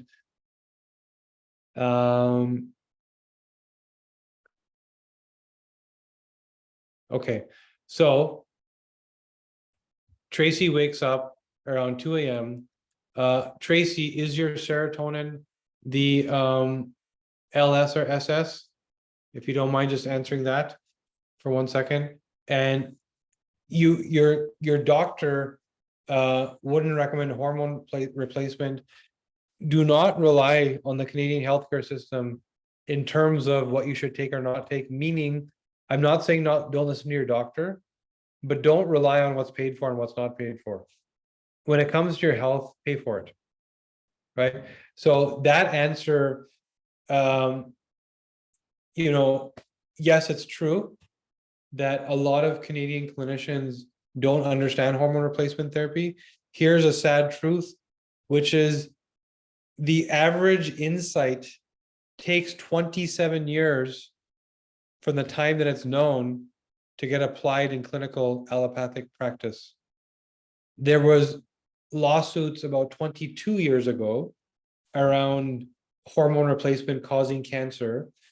And so some doctors still say, I don't deal with hormones because they cause cancer, because it's still 5 more years before we hit the 27-year mark before they start to accept it, and so this is what's going on. So I would say that there are places we can support you with that, by the way. If you just need access to hormones, again, email Jason, we can support you with that and set you up. That probably is the answer. So it's not the only answer. There's also a functional answer. We can dive into your genome. The other answer will be a lot of work because it's probably reducing inflammation, improving metabolic health, balancing hormones, and it would probably take a few months. Or a shortcut is to work on your hormones through replacement in a safe way that's aligned to your genome, which we can do. And this is not so much about a program. This is more like just meeting with a clinician and getting prescription. So I would recommend you take that route. Again, Jason's email is in there. You can get hormones, and even if you want a local Canadian recommendation, we can give that to you. But I would just not. The decision isn't based on is Canada paying for it or not. Forget about that. Make this a priority for yourself. Optimize your health. You don't want to be in a position where in 10 years you're like, well, I just removed 10 years from my life because I didn't make this choice because it wasn't paid. And I only point this out because I'm also Canadian, so I know culturally how we're taught to think, and I'm telling you to rewire that thinking. Mary's asking, could you explain your naming system? So yes, the A, C, G, T are the nucleotides, but remember that it's not an index, meaning that A or C or G or T means something. They do mean something, like G is guanine. These are the particular names of the different nucleotides, right? So it's not that there's a meaning for that letter that's a blanket. It's just a location on a gene. So here's a gene, thousands of letters long, one gene, many thousands of letters. It's been studied and learned that in this gene, sometimes in a certain location, in one of those thousands of letters, there's a variant, what's called a SNP, single nucleotide polymorphism. So that nucleotide has been polymorphized into something else, right? That's a spelling mistake. That's what it literally is. It's a spelling mistake. So all we're saying is in this SNP, this location, which is the location we're supposed to look at, you do or you don't have the mutation where it's supposed to be a G, but you have a T. So there's no index of what ACGT means. And in each location, we don't know is the G or the A or the C or the T what we're looking at. We have to first go to the location. So there's no blanket answer to that. It's every gene and every SNP, ACGT, it could be any one of those 4 letters. And it's just that's the call, that's the location of the letter we're looking at for that particular call we made. Joe is saying, where is my report in the APO? APOA2 is in the diet nutrition report. It's also in your cardiovascular report. APOA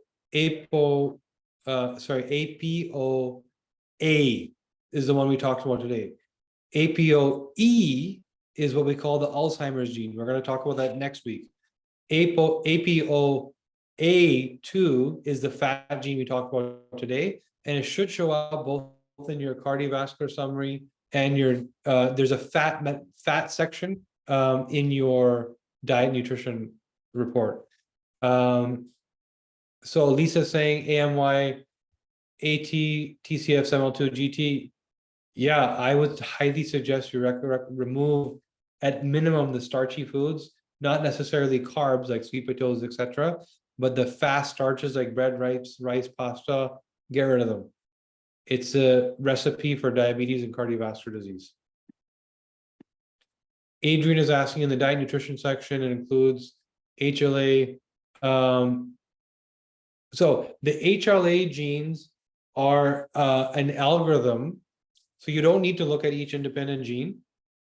You need to look at the, in the diet nutrition section, we talk about dairy and we talk about gluten and a few things like that. So those genes are used to report on gluten and celiac. So the independent genes don't mean much. There's an algorithm we have behind there. We're giving you the gene results because you got tested, but ignore the results and just go look at the gluten section. So in the gene cast, it covers all these. Yeah, it's not going to cover the HLA genes because those genes as a combination do something that individuals don't, right? AG for FUT2, yeah, you're going to not do as well. So this is for Courtney. AG FUT2, you're not going to do as well. You don't thrive there. You have one copy of the good gene. So think about it as your minus 50% capacity to use vegan proteins as fuel. So you either need to heavily be adding digestive enzymes or considering some animal proteins, right? Even if it's just a supplement like a protein bar, but you're not doing well. So you might feel like, hey, I just had this Vega protein smoothie and I got bloated, right? What happened there? I just had a bowl of hummus and my gut's all sticking out. It looks like I'm 6 months pregnant all of a sudden. What happened? Then it's a problem. So ideally, you're staying away from it. It's not like you can't do it. It's more like you're going to need some work around it, adding enzymes, being careful about your food, and probably adding other whey type proteins to support it.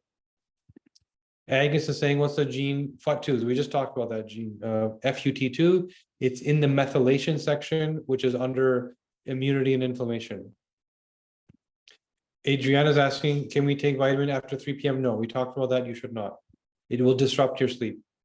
Carrie, can you comment on the eat for your blood type theory? I think it works. I think there's a lot of things that work. I think you can test your blood, you can test your gut microbiome. There's a lot of tools you can use that are powerful, and eating for your blood type, I have seen it work on people, right? It is part of the answer.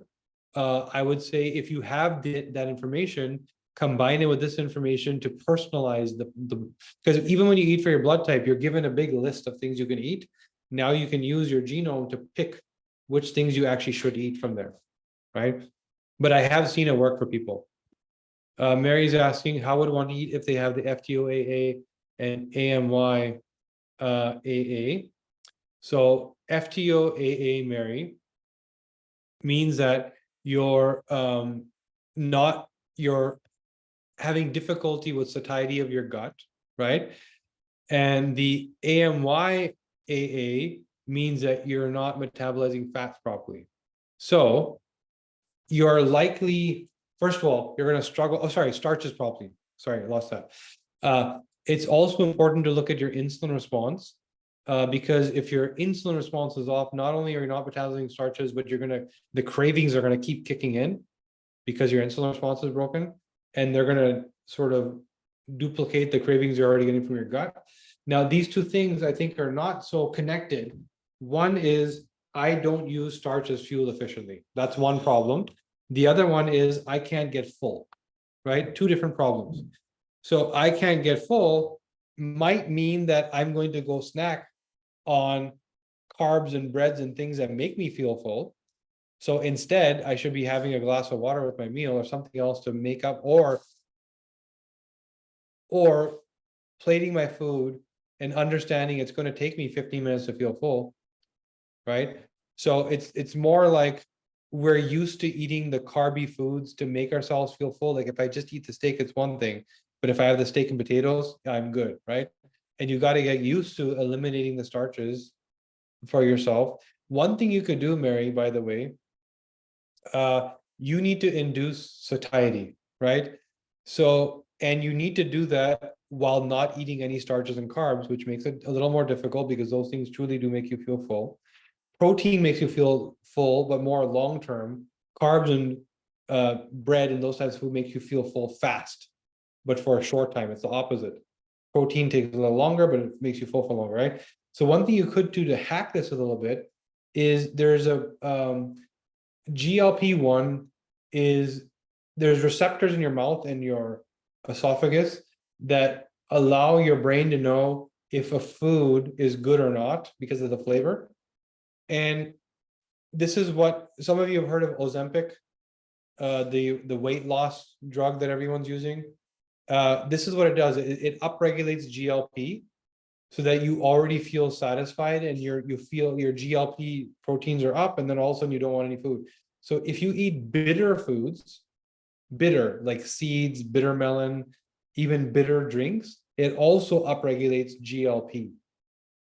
And then you can start to get full faster because it turns the GLP on, and then you feel full all of a sudden and you don't know what happened. So that may be a solution for you to add bitters before you eat, and keep during the day, get used to having some kind of bitter drink, and that will induce satiety for you.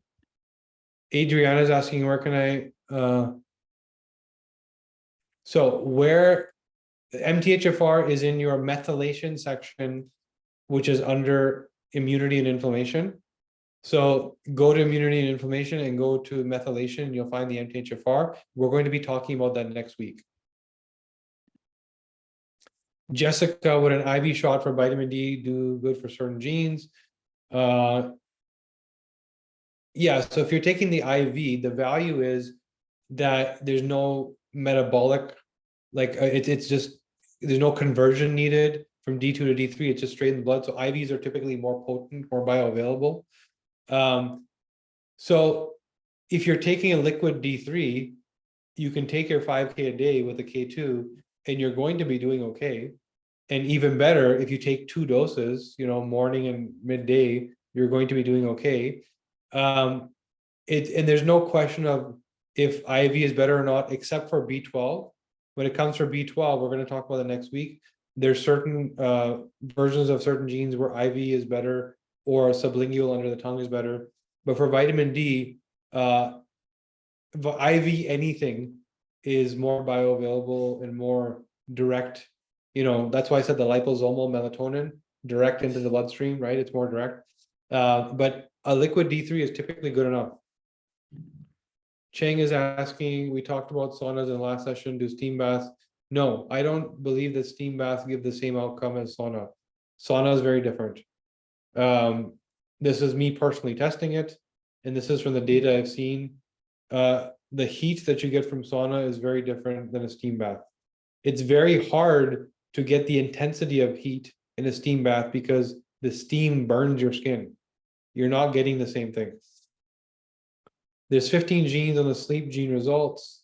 You only talk about a few. So the others, go to the Genecast and they will tell you what they mean. The purpose of today, to maximize the value of your time, was to tell you things that your report doesn't tell you. That's what I'm here for today.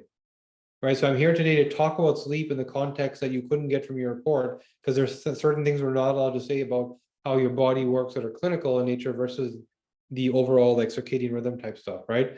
So I tried, and that's why what I talked about today was more the neurochemicals of the brain and the root cause of why we're telling you about your pleasure response and your food response, etc.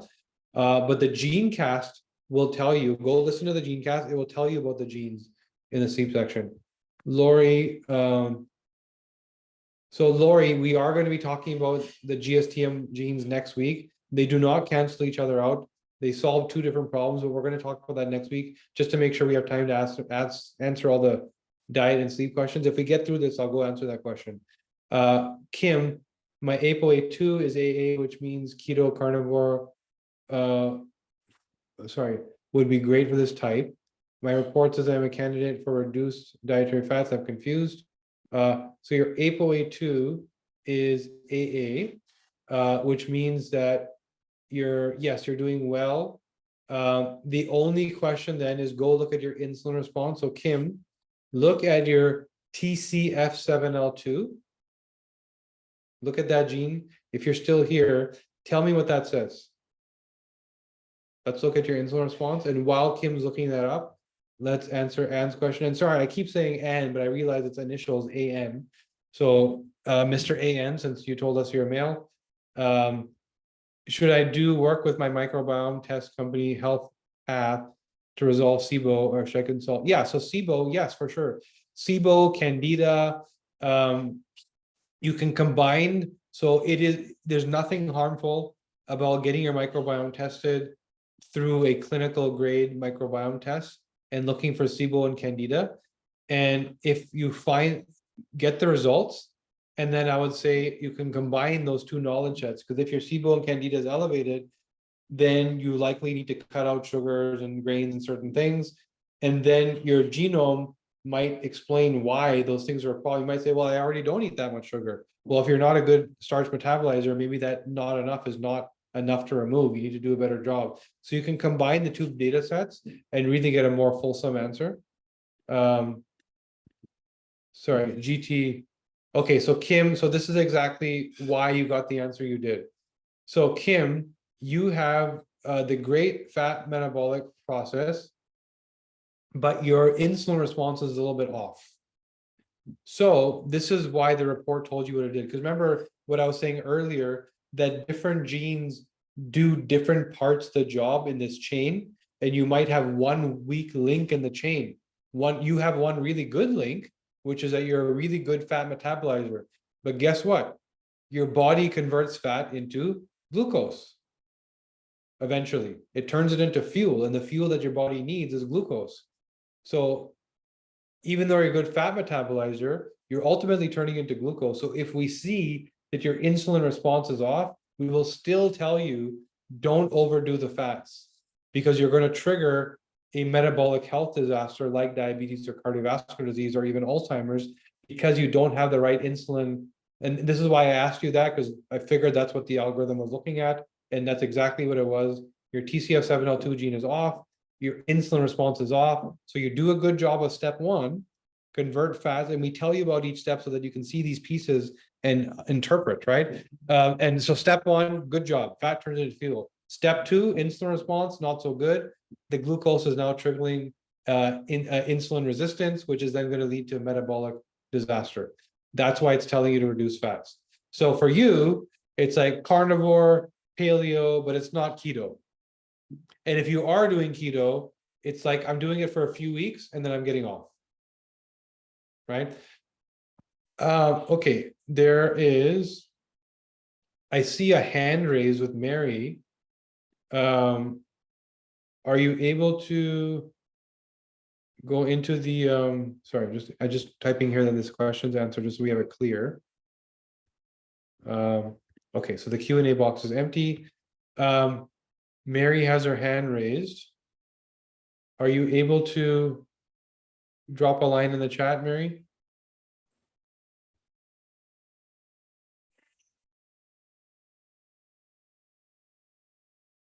No?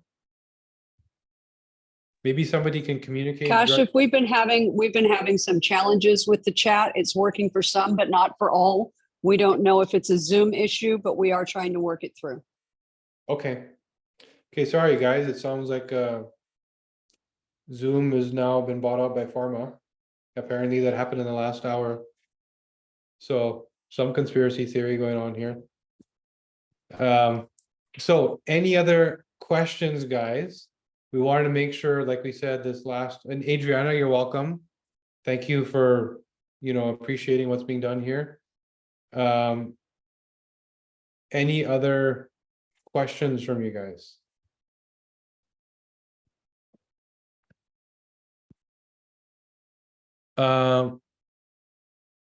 So AN, trying to be mindful of my finances, probably better deal with a SIBO with health span and then DNA with you. So if you haven't done the DNA test yet, and your SIBO is your question or concern, so even for that, if you feel like it's a SIBO problem, go straight to treatment. Just do the work. That's the most cost-effective way to do it. Get rid of sugar, get rid of starch. Don't feed the SIBO and the candida. Get rid of it, right? And just go straight to therapeutic. And if it's not working, then invest money into a test to see, well, what is it that I can't figure out here, right? So go on Google and you'll find 100 protocols for SIBO and candida and all these various things. Just go do the work. If it's a financial question, right? Oh, sorry, you did both the tests, not the coaching. I understand. Yeah, I would say, oh, yeah, that's a very different question. So no, I would recommend if you're choosing between the two, definitely. So I just told you, don't do our test, right? So this is not for me a sales question. I said, don't do the test, just go straight to fixing your SIBO. Because your question was, how do I best manage my finances? And I truly believe that was the answer. Don't do our test, don't do the other test, go fix your SIBO. And only if you're stuck, then come back and do the test. But now we have a different question, which is I'm choosing between gut coaching and genetic coaching. 100% I would say do the genetic coaching first, because with the gut coaching, you're only looking at one siloed part of your body, right? With the health path, you're looking at one. With DNA, we are looking at every system. We are going to uncover every stone. Nothing will be left unturned. Then, only then, if you truly are stuck, would you need any other coaching or any other testing? But I don't think you will by the time you're done. So that's my sincere answer for you. If you're choosing between this, it's like a siloed coach that does one thing, or a functional genomics coach that is going to look at every single part of your body through the genome and resolve everything, even the problems you didn't even know you were trying to fix. Right? They're going to look into the future and see what's coming and fix those too. So 100% with certainty, I would say this is the foundational coaching you do before you do anything else, because you now know how your body works and you take that with you in every other thing you do, right? And you may feel you don't need anything else, and you then know how to interpret your DNA better, and you don't need help after that. We've taught you again how to fish. You can go back 10 years from now, there's different problems you're trying to solve. You now know how to use your DNA to solve those problems, right? That's my answer. Kelly's asking what genes indicate the endothelial lining. So we're going to be doing that next week. Detox, inflammation, chronic disease next week. It's 9p21, just to answer your question. You're looking at 9p21. It's in the cardiovascular summary. It's in the cholesterolemia section, also 9p21, but we will be diving into that next week. And let's see. John, if I work out in the evening, should I not have carbs for dinner? So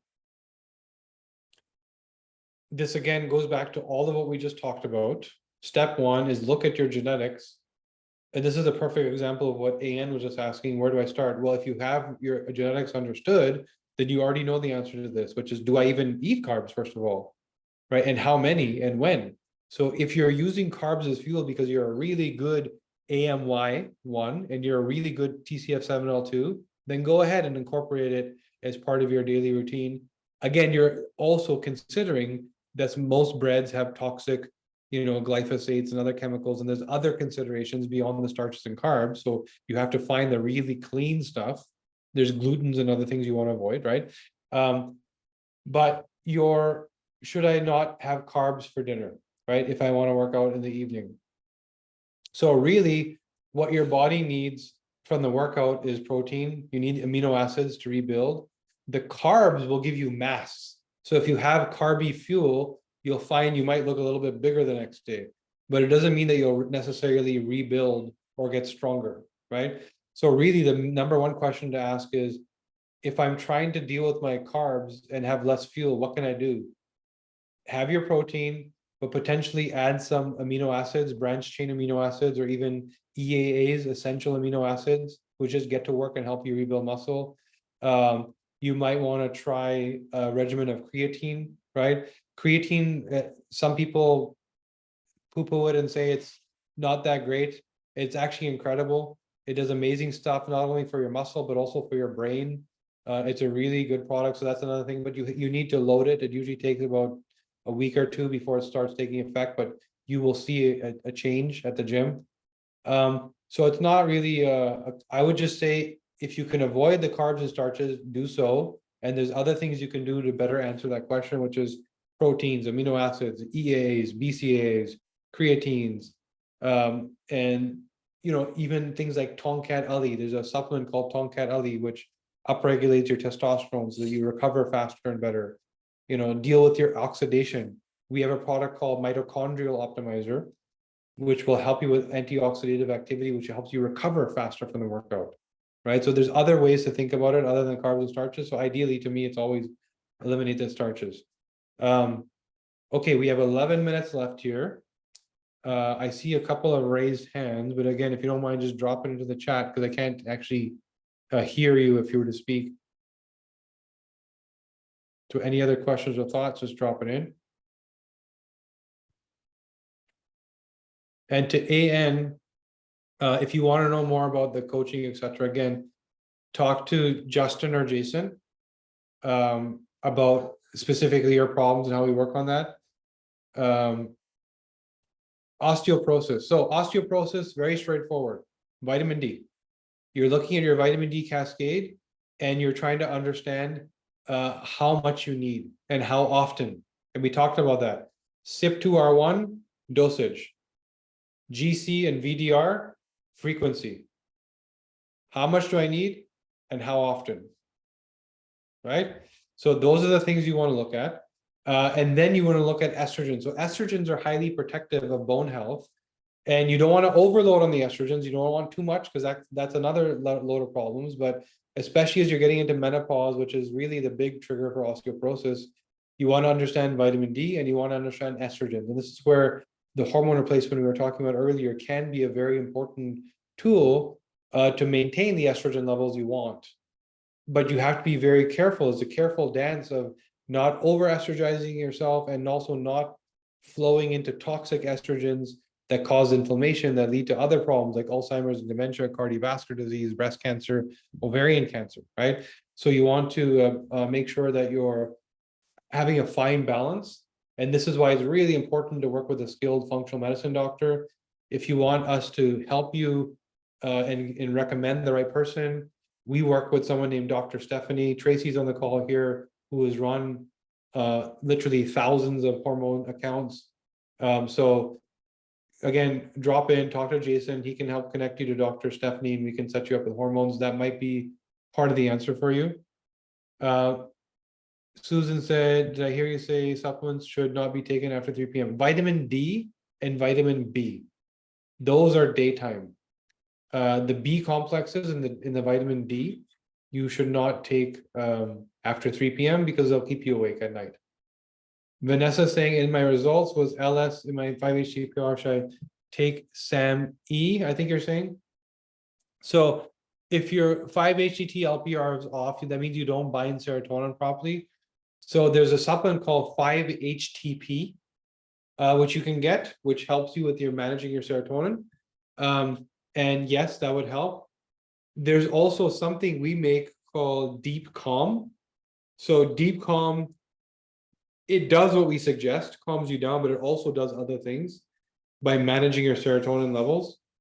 So that might help you with various items. You also should focus on your gut. If your serotonin levels are off, you want to make sure you're highly focusing on gut health, because your serotonin is made in your gut. So you want to make sure that you're focused on that. So let's see if there's any other thoughts or questions here. I think Vanessa's typing another question.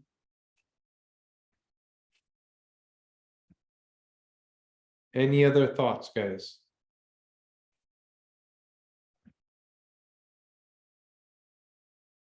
We'll just make sure, because Vanessa just had her hand raised. I'm not sure if she was typing another question.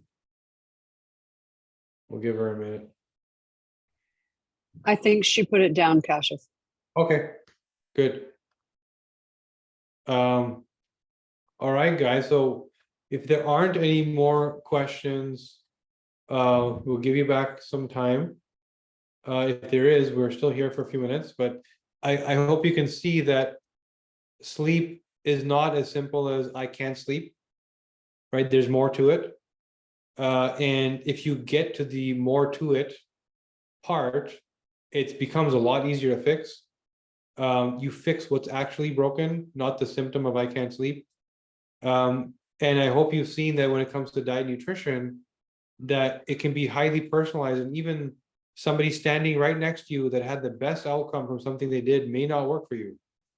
You know, you'll hear an influencer scream from the rooftops, I did this and I feel great, which is probably true. And it was probably true for them, but you have to know what's right for you. And this was the entire intention and purpose of you going through this, right? This is why we did this together, so that you know what's good for you. You know what choice to make, and you're not going through all this trial and error, one size fits all. Let me try this diet, let me try this food, this whatever. No, here's what my body does. Here's the genes that instruct each job. I now know how I do each job. I don't need to guess. It's pretty clear. I also now know the factors of my cognition and how I think about my food, and how that was affecting my plating, and how that was affecting, you know, my emotions, driving different levels of calories day to day. You know, you're now understanding that it's not just about what's on the plate, it's about your perception. And even though on it one day where you thought you did things right, maybe you didn't, completely outside of your awareness. This often happens, and often where we fix problems. Last thing I would say, again, for those complex issues, the value that we offer in the report is, as you can see, here's how to optimize yourself. Here's how to be the best version of yourself.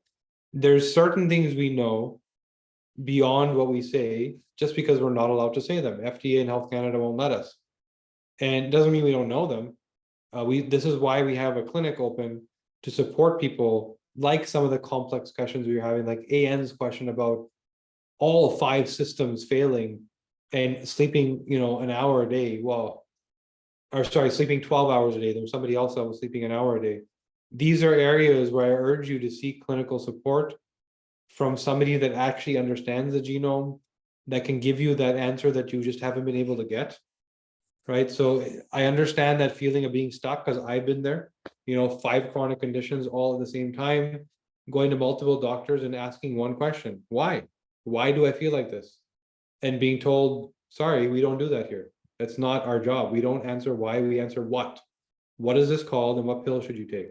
And that was me for a couple of years, until I started to learn why, and I discovered my genome, and I was able to fix things. But it took a lot of support from multiple functional medicine clinicians, who without them, I don't think I would have had the same outcome, or it would have just taken a lot longer. You know, it's one thing to now know how your body works. It's another thing to know what to do about it. And there's certain things that are clinical in nature that are, call it hacks, fast tracks, will get you there quick, but require the support of somebody. So if you're there, if you're stuck, you know, this is, I can't think of a better use of your time than to work on coaching and work with somebody. But for all of the rest of you who aren't stuck, trying to be the best version of yourself, trying to extend your life, trying to have the last 10 years of your life be the best years of your life as opposed to the most sick. Thank you for being here and learning with us. And come back next week, because we're not over yet. There's still 2 more sessions here for you guys. Keep the learning up. You know, I admire that you're here for 2 hours with your reports, and you're going to spend 8 hours with us by the time this is all said and done. Those 8 hours, I believe, will change your life. And not only thank you for being here, but I admire what you're doing. So thank you guys. Wish you a good evening. Oh, I see, sorry, a couple of questions here. Gluten sensitivity, we didn't cover that because it's a very simple readout in the report. There's nothing complex, it's just gluten, no, or celiac, right? And it should be spelled out there. Mary's saying, what are the qualifications? They range from medical doctor to naturopath to nutritionist to functional medicine, based on what we're working on, right? They are, the one thing across the board is they are all functional genomics certified. That's probably the most important thing I can tell you, is they're functional genomics certified, which is important because they interpret not only genetically but functionally. So they think like functional medicine doctors that understand genetics. So that's the real key there. And can I get some DNA coaching answers through your membership at service? Yeah, you can. The difference is that it's not clinical, right? It's not a clinical experience. Again, we're limited in what we're allowed to say because you're not intaken as a patient per se. And it's so the short answer is yes, you'll get some answers. It's not the same as the detective work of a coach with a ton of experience with some other qualification, diving into your genome and discovering things that an algorithm can't and that the FDA won't let us say. So they're different experiences, but working on the subscription is definitely different than doing it on your own, right? So with that, I wish everyone a good rest of your evening or morning, depending where in the world you are, or afternoon, and we will see you next week. Thank you, Kashif. Thank you, everybody.